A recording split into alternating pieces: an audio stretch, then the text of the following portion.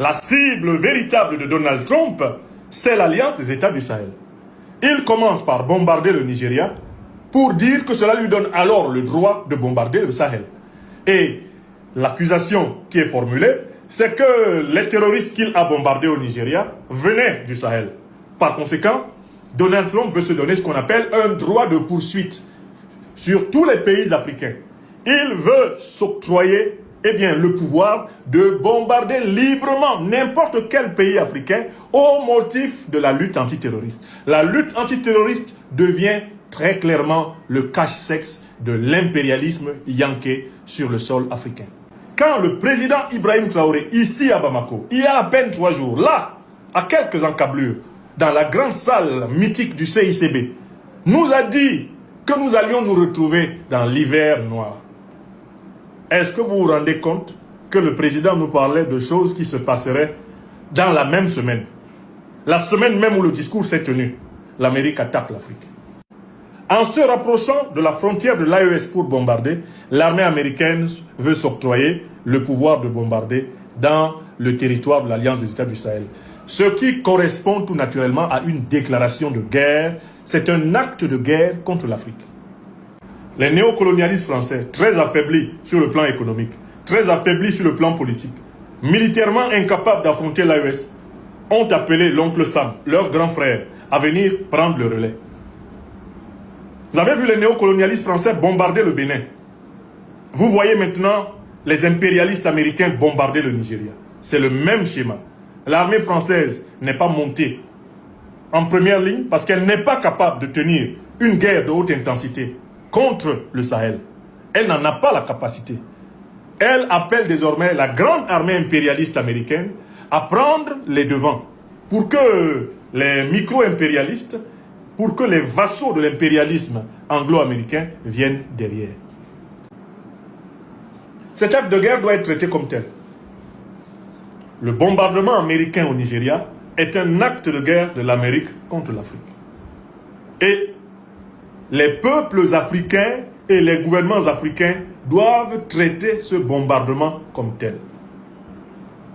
Voilà pourquoi les 4 recommandations que j'ai données à la fin de ma conférence principale ce matin, ces recommandations sont urgentes.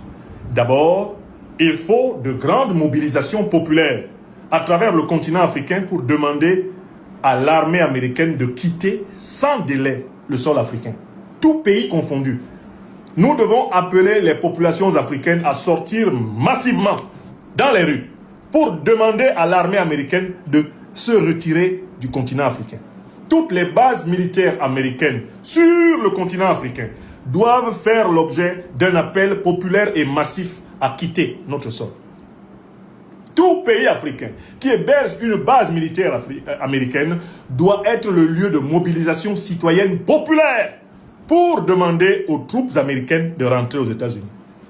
Il faut déloger de toute urgence toutes les troupes américaines du sol africain. Ça, c'est la première précaution. Et ça, c'est la responsabilité des peuples.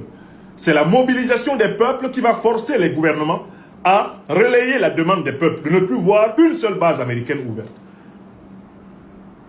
C'est une urgence et ça, c'est la responsabilité populaire. Ces mobilisations doivent avoir lieu partout, au Sahel et en dehors du Sahel. C'est la responsabilité des sociétés civiles d'appeler les peuples à demander le démantèlement de toutes les bases militaires américaines du sol africain. Il n'y a pas de base militaire africaine aux États-Unis. Il ne doit pas y avoir de base militaire américaine en Afrique.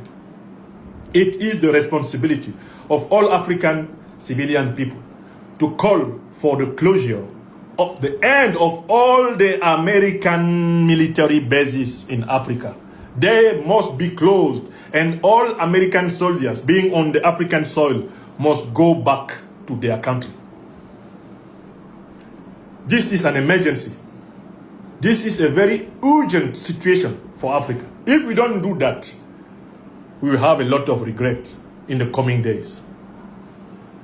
L'autre chose qu'il faut bien voir, c'est qu'il faut renforcer le dispositif de défense du territoire africain avec les alliances du monde multipolaire. Il est temps de renforcer sérieusement la défense de tous les pays panafricanistes. Il faut continuer à renforcer cette défense parce que, inévitablement, l'armée américaine va chercher à bombarder le Sahel. Elle se donne maintenant le pouvoir, avec ses navires qui sont positionnés dans le golfe de Guinée, de bombarder tous nos pays, en fonction de ses desiderata, en se contentant parfois d'informer le gouvernement 10 minutes, 19 minutes, 25 minutes avant de tirer, histoire de ne pas tuer inutilement un membre du gouvernement qui se promènerait dans la zone. Donald Trump s'octroie le droit de placer des bateaux de guerre dans les côtes africaines et de choisir, selon ses desiderata, l'endroit où il envoie ses bombes. Voilà pourquoi il faut absolument que les armées africaines se donnent les moyens de défaire les troupes de l'OTAN en Afrique. Ce n'est pas impossible. L'Afrique a pour elle, 1, l'avantage démographique, 2, l'avantage de la connaissance du terrain, et puis de 3, l'Afrique est en train de construire de grandes alliances avec le monde multipolaire. Elle peut et elle détient d'ores et déjà une haute technologie de combat de libération militaire. Il ne faut pas hésiter à leur montrer que s'ils veulent éradiquer les Africains ne se laisseront point faire. L'Afrique ne sera pas à la merci de l'Occident, comme la Libye l'a été, comme l'Irak l'a été. Il faut renforcer le dispositif, car ils vont attaquer. Ils vont chercher à bombarder Bamako. Ils vont chercher à bombarder Ouagadougou. Et ils vont chercher à bombarder Niamey. Les bateaux de guerre américains qui ont tiré sur le nord du Nigeria sont tout à fait capables de tirer sur la capitale nigérienne.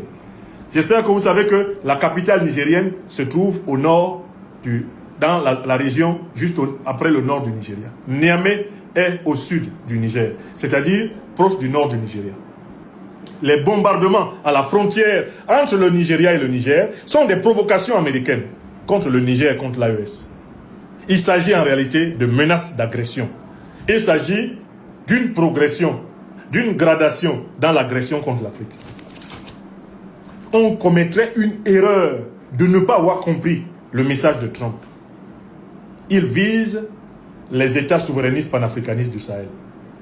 Les autres sont a priori soumis. Les valets qui sont à la tête du Cameroun avec Biya Paul, les valets qui sont à la tête du Nigeria avec Tinubu, les valets qui sont à la tête du Bénin avec Talon, les valets absolus qui sont à la tête de la Côte d'Ivoire avec Ouattara Draman, ou du Sénégal avec Bassirou Diomaye Diakhar Faye, eux, ils accepteront les 4 volontés. Ils accepteront tout naturellement les 4 volontés de Donald Trump. Parce qu'il est le patron du bloc impérialiste américain. Il est le patron du bloc impérialiste occidental. Ses caprices sont des ordres pour les vassaux africains. Mais alors, la question qui se pose, c'est avons-nous compris que Trump ne sera arrêté que par une force supérieure? L'Amérique recule face à l'Iran parce que l'Iran a montré une force supérieure. Israël recule face à l'Iran parce que l'Iran a montré une force supérieure. L'Amérique n'ose pas attaquer la Corée du Nord parce que la Corée du Nord a montré une force supérieure. L'Amérique est freinée en Ukraine parce que la Fédération de Russie a montré une force supérieure. L'Amérique est freinée à Taïwan, elle est freinée à Singapour, elle est freinée à Hong Kong parce que la République populaire de Chine lui a opposé une force supérieure. Il faut tout faire pour construire, y compris sur la base des alliances du monde multipolaire, une force supérieure pour imposer à Donald Trump la paix. Le respect de la souveraineté africaine. Le bombardement du Nigeria est l'acte de guerre numéro 1 de la tentative de reconquête militaire du continent africain par les puissances occidentales à la tête desquelles les États-Unis d'Amérique. Voilà la vérité qui nous pend au nez. Voilà la vérité de cette opération.